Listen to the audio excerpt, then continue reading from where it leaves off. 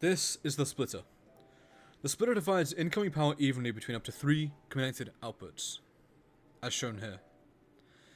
We're providing 15 power. It is divided by 3 for 5 power to each counter. So this is each output receives the input power divided by the number of active outputs. There is also a power distribution order. When the splitter receives power, it does not pass power through all outputs at the same time. Power is distributed sequentially, starting from output 1, and then 2, and then 3. When the splitter loses power, it loses power in the exact same order. Output 1, then 2, and then last, output 3.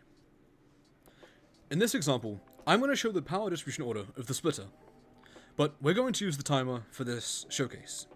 I don't have a video on the timer currently, so I'm going to quickly explain how it works for this. The timer will always need power in the bottom input first, before toggle on can be powered and activate the timer.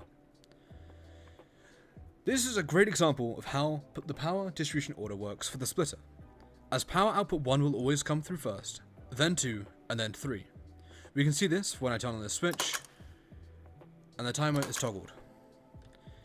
If we invert these outputs, and switch the switch on again, you will see nothing happens. This is because power needs to be coming through output 1, then 2, then 3. This shows the power distribution order for the splitter. Splitters are also extremely useful for a sort of backup turret system. If we provide 19 power to these turrets, the automatic distribution can be used as follows. When turret 1 is destroyed, it automatically turns on another. So that is one way to use the splitter's automatic redistribution system. And finally, I wanted to brush up on this.